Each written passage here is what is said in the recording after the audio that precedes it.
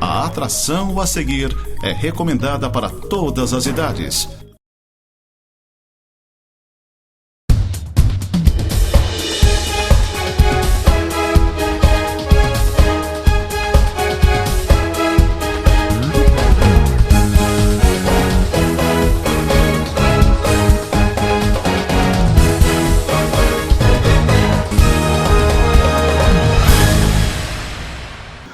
Muito bem, amigos, cá estou eu de volta com mais uma edição do nosso Tema Livre, sozinho novamente, mas sem problemas, com muitos assuntos para trazer para vocês. E já adianto alguns assuntos quentes da política de Santa Catarina, da política de Lages, né? As questões envolvendo o candidato do MDB, Eliseu Matos. Fique no aguardo que a gente vai contar para vocês esses detalhes, tá bom?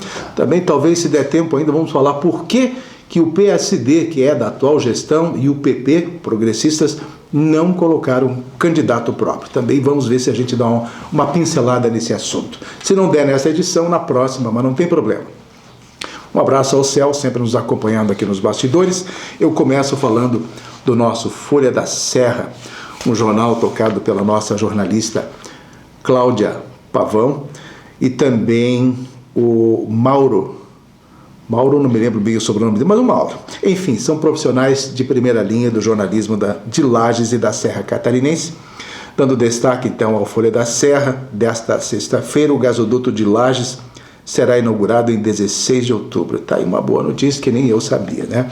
E a gente fica sabendo pelo jornal. Falando dos incêndios que estão castigando os serranos e muitas casas pegando fogo e muitos problemas de incêndios no Brasil inteiro. Por falar em incêndios, me chamou a atenção uma conversa no meu grupo de WhatsApp da família nesta semana. Eu tenho uma filha que mora em Rondônia e outra que mora também lá, mora também naquela região lá em Porto Velho, Rondônia, Roraima, Rondônia, enfim.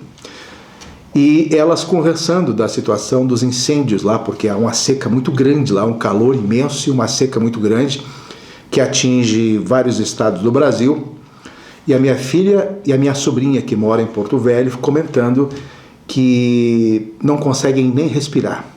A fumaça praticamente toma conta da cidade, do lugar onde eles moram, isso que moram perto do Verde. E me chamou a atenção o fato de que minha filha é muito apavorada, muito triste, de que vários sítios que ela inclusive visitou numa época para fazer um trabalho junto ao Senar, lá naquela região, foram queimados, céu. Queimaram as propriedades, as benfeitorias e os animais. Não escaparam nem os animais. E a minha filha apavorada. Esta é a situação real do Brasil hoje com esses incêndios. E essa fumaça toda, praticamente, que nós já estamos sentindo aqui na Serra Catarinense, também tem influência dos incêndios, das queimadas de campos aqui na Serra Catarinense, que todo mundo faz isso praticamente na época de inverno, para a renovação das pastagens, entre outras coisas.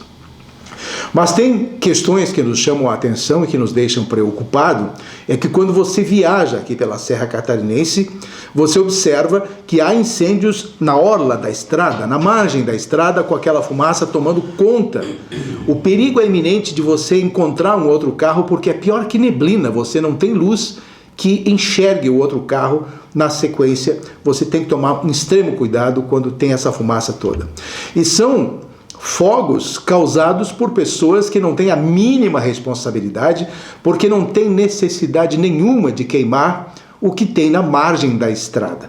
Nada se planta ali apenas para ver o fogo pegar, né? Eu estava olhando aqui perto de Painel, daquela estação do Ibama, lá em cima, no Morro das Pedras, que não se planta nada, o fogo estava lá em cima. Então não dá para entender a razão das pessoas colocarem fogo aleatoriamente na beira de estrada, criando um perigo iminente de acidentes entre motoristas que trafegam. Mas enfim, obviamente, para quem queima de forma controlada, precisa de uma autorização do Ibama, do IMA, né? Não é mais do Ibama, do IMA, que é Santa Catarina, enfim, todo um cuidado que precisa ser, e ainda o acompanhamento de técnicos e de peões para que o fogo não se espalhe para outras áreas. Mas no Brasil a coisa está feia, Céu.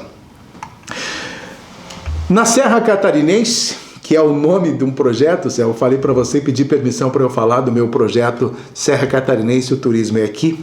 Vocês sabem que eu tenho trabalhado já a questão do turismo há mais de um ano, tenho sempre buscado pincelar este assunto, inclusive aqui na Nova Era TV, tenho trazido em comentários através do meu programa Direto da Redação, que é um programete que eu divulgo nos grupos de WhatsApp, e tenho colocado em meu blog, no meu portal, nas minhas redes sociais, enfim.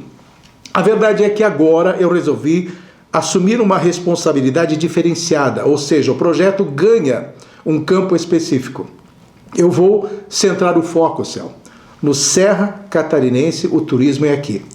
E já fui visitar algumas fazendas aqui na região, algumas fazendas modelo na área de turismo rural, a gente chama de equipamento de turismo, e nesses equipamentos eu produzi todo um material, trabalhando a informação completa do que é o lugar, do que ele oferece, né? As opções para o turista, os valores, enfim, todas as características que este equipamento tem, a gente acaba reportando. Primeiro, eu crio um texto jornalístico, né, contando a história, enfim, e nesse texto eu incluo, claro, numa postagem no meu portal Lages Hoje, que é uma reportagem de internet, de portal, aí vai o hiperlink, vídeos, fotografias, entrevistas, tudo bem produzido, inserido neste texto. O turista, quando quiser saber alguma coisa sobre o equipamento, ele lê a reportagem, faz uma navegação na reportagem, ele vai ficar sabendo tudo. Não precisa ficar buscando portais, Facebook, Instagram para poder saber. Ele lê a reportagem, fica sabendo tudo. E aí tem ali o contato destas localidades e pronto, e as coisas se resolvem. É assim que o turismo que eu vou trabalhar em termos de divulgação na Serra Catarinense. Mas em paralelo, embora a Nova Era TV seja uma televisão, mas ela é uma televisão fechada, em paralelo nós vamos estar trabalhando também a construção de um projeto em TV aberta. Não vou dizer ainda o nome da TV, mas nós já estamos alinhando, já estamos acertando com os patrocinadores e provavelmente lá no início de outubro a gente já coloque no ar o programa. A gente vai falar melhor sobre isso, colocando para vocês. Mas então é um conjunto de ações que eu estou hoje organizando. Esse projeto Serra Catarinense Turismo Aqui vai ter um canal no YouTube só para ele, né? Não importa se ele vai ter inúmeros engajamentos, mas vai ser um ponto de referência, as pessoas vão saber sobre turismo através do meu canal, e ele também vai contar nesse canal, vou colocar informações falando da TV aberta, vou trabalhar todo o conjunto de informações para poder difundir melhor o turismo da Serra Catarinense. Feito, Céu, dito isso, feita a minha propaganda, né, Céu? Coisa que coloco no blog também, paulochagas.net, vai também a informação. Então veja bem a repercussão que dá. Por falar nisso, o teu amigo Pedro da Fazenda Araçá te mandou um abraço.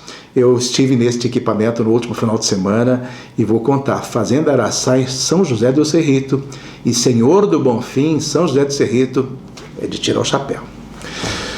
Falarei mais. Bom, nesta última quinta-feira, uma boa notícia para Santa Catarina, falando do crescimento da população catarinense acima da média no estado de Santa Catarina. Aí eu fui em torno do assunto e busquei esta informação para trazer também para as minhas colunas e trago para vocês agora. Pois Santa Catarina, vocês sabem que é o menor estado do sul. Menor que o Rio Grande do Sul, menor que o Paraná. Tem apenas 1,1% do território nacional. Olha o tamanho do estado de Santa Catarina em comparação com o Brasil, com os estados do Brasil. Nesse ponto, as características econômicas do estado repercutem mundialmente, apesar desta pequenez em termos de território, e as boas notícias, então, se têm acontecido de forma natural. O índice de atividade econômica medida pelo Banco Central, que é considerado uma prévia do Produto Interno Bruto, PIB, né, no Brasil e Santa Catarina, enfim, pois segundo esses dados, a economia de Santa Catarina cresceu 4,2% no primeiro semestre deste ano de 2024. O dobro em relação à média nacional, que cresceu apenas 2,1% neste mesmo período. Muito bem, os dados, eu tenho aqui escrito, a gente vai pegando o que a gente alinhou aqui. Os dados estão em linha com outros indicadores econômicos que mostram que Santa Catarina tem destaque na geração do emprego, na renda, na atração de investimentos, entre outros, que mostram que os números são bastante significativos. Por isso, talvez, a causa da vinda da atividade de investidores e novos imigrantes para o estado de Santa Catarina. Talvez seja essa, Céu, a explicação também desses novos indicadores do Instituto de Geografia e Estatística, o IBGE, que também apontou o crescimento dos dados populacionais do Brasil e também o crescimento da população de Santa Catarina. Até 2019, Santa Catarina estava em torno de 7 milhões e tantos habitantes. Agora chegou a 8.058.411 habitantes e não param de chegar novos imigrantes, tanto na área do campo do investimento econômico, quanto para simplesmente morar e procurar alguma maneira de sobreviver no estado. Um crescimento de 5,89% em comparação com o último levantamento, portanto, realizado em 2022. Nós sabemos, ou não sei se vocês sabem, mas a média nacional ficou em 4,68% de aumento populacional. Santa Catarina cresceu 5,89%. E os números, então, colocam Santa Catarina como o 8º maior crescimento populacional do país e o maior da região sul. E os números econômicos de Santa Catarina só têm motivo para comemoração, incluindo aí, além da economia, a questão da educação, da segurança, do controle social em função de outras coisas que acabam se metendo aí no nosso estado. Ou seja, Santa Catarina está acima da média em vários quesitos, o que nos enche de orgulho. Nós vamos ao intervalo comercial e em seguidinha a gente retoma o nosso bate-papo falando de política. Até já! No ritmo acelerado da vida, cada jornada é uma história, e seu carro é o protagonista dessa narrativa.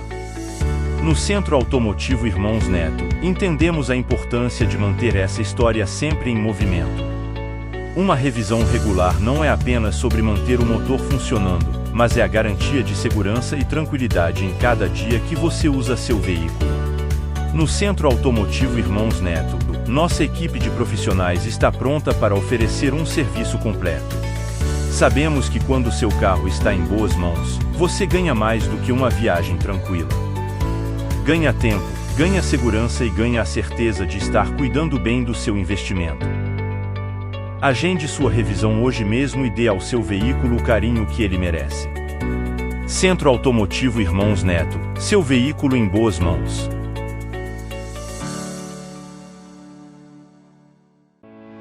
Supermercado Araucária, onde as melhores ofertas estão sempre à sua espera. Aqui, você encontra produtos frescos, qualidade garantida e preços imbatíveis todas as semanas.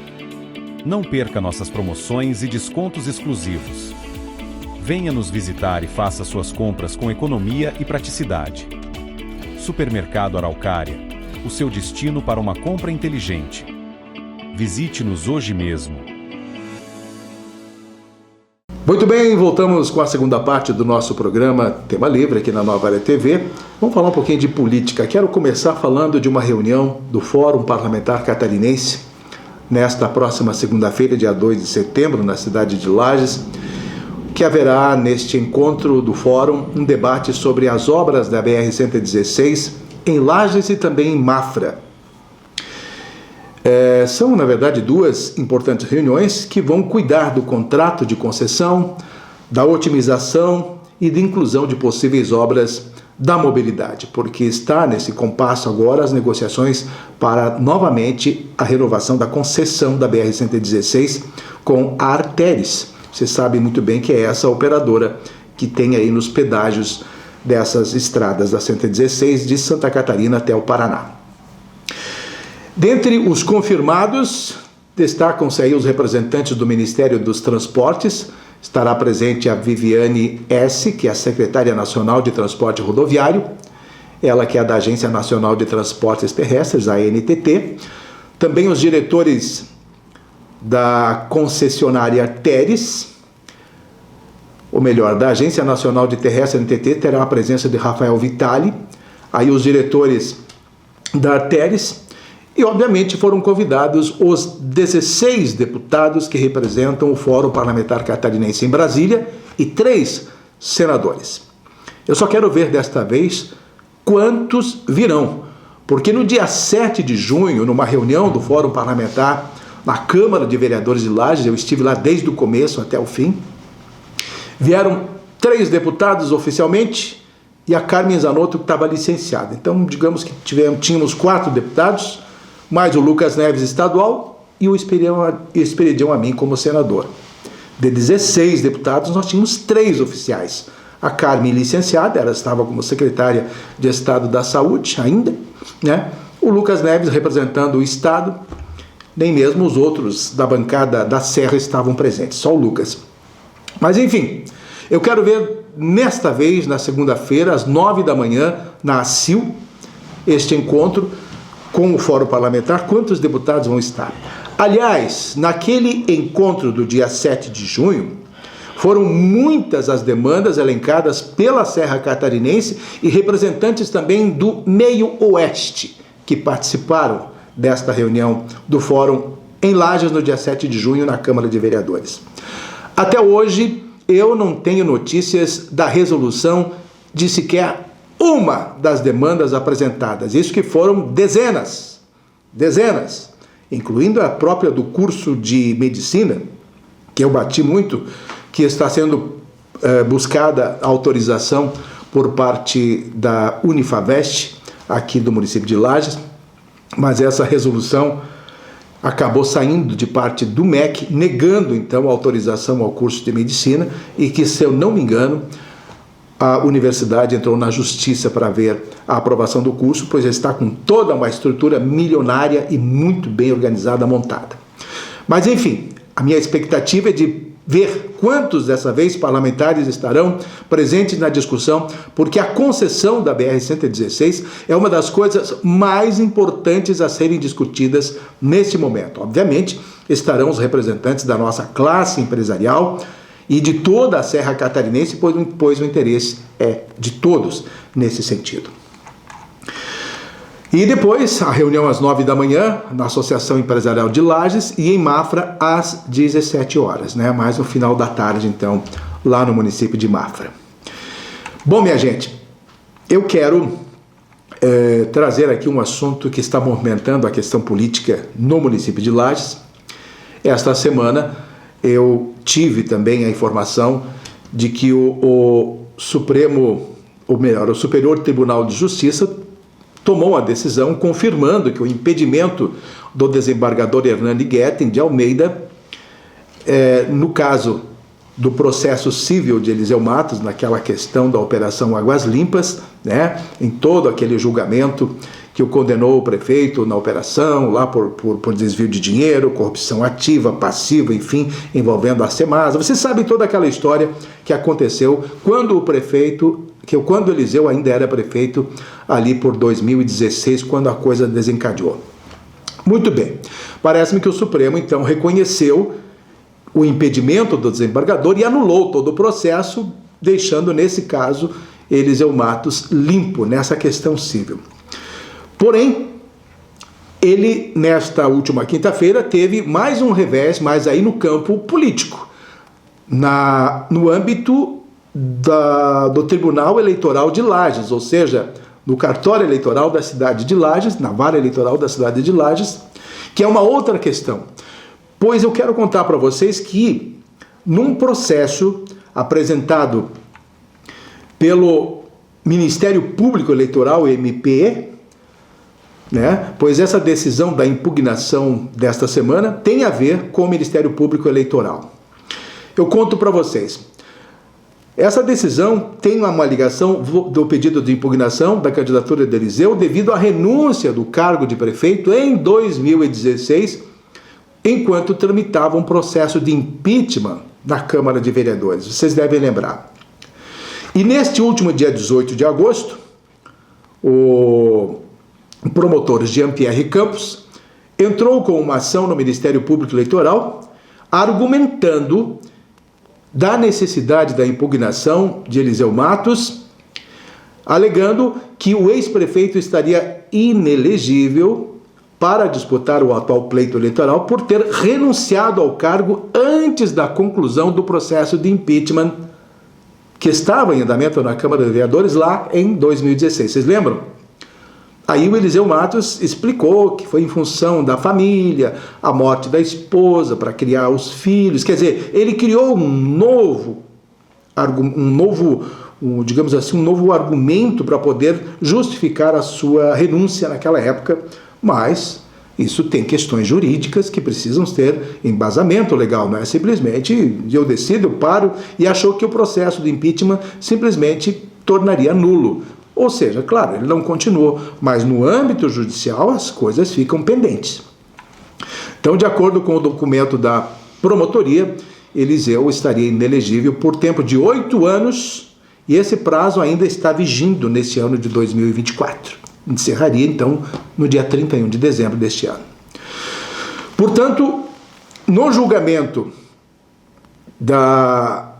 aqui do Ministério Público, aliás, no julgamento na área de Lages, no âmbito de Lages, né, na Justiça Eleitoral, o veredito foi para a impugnação da candidatura, exatamente seguindo os argumentos do Ministério Público Eleitoral.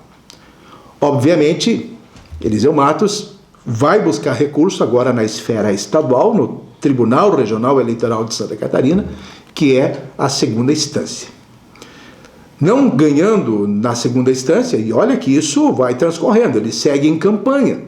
Ele não está ainda inelegível, porque ele está com recursos impetrados, mandados de segurança, que lhe dão a garantia, porque a primeira instância ainda não lhe tira o direito de ser candidato.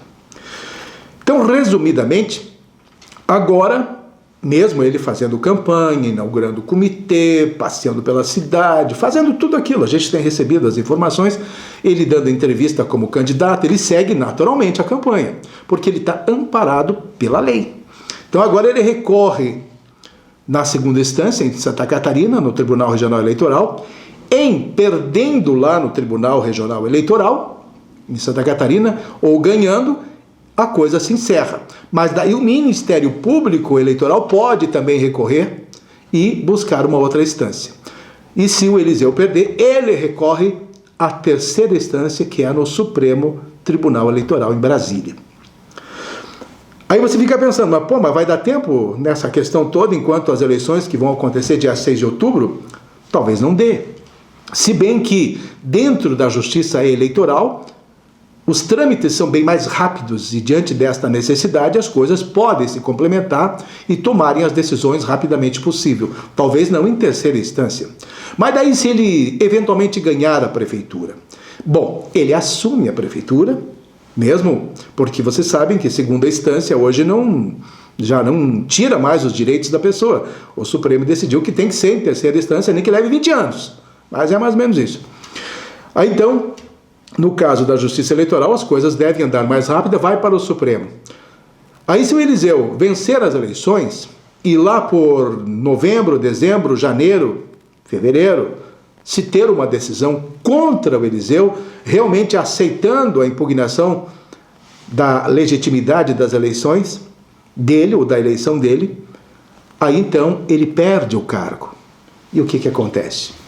Perdendo o cargo, não assume o vice, porque daí condena a chapa, né? Condena a chapa, e aí então vamos ter que trabalhar um novo pleito eleitoral na cidade de Lages.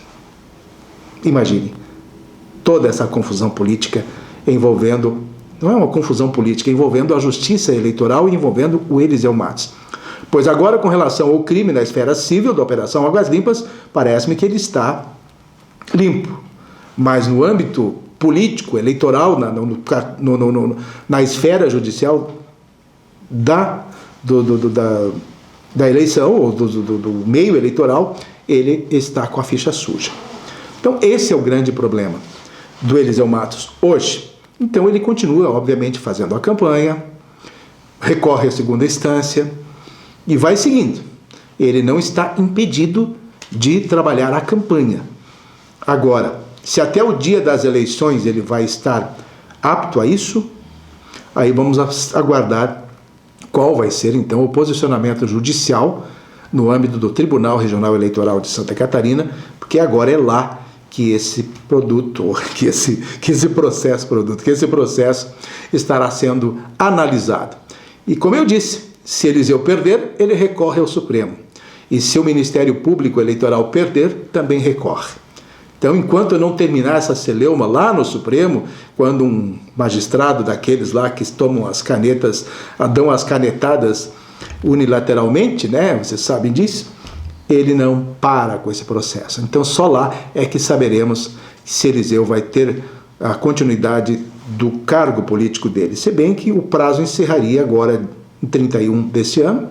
Ele poderia ser candidato a deputado estadual lá em 2026, enfim, essas coisas podem acontecer. Ele só talvez crie problema na eleição municipal agora de outubro. Tudo isso. Jesus, é muito rolo. Até eu acabo aqui criando uma condição com uma complicação para explicar. Mas é mais ou menos isso. Acho que vocês entenderam, tá bom? Eu fiquei de falar outro assunto, mas não vai dar tempo. O Céu já está me mandando embora. No próximo programa eu vou falar do porquê que o PSD e o PP não colocaram candidatos neste pleito municipal. Tá bom? Até o nosso próximo programa, se Deus quiser.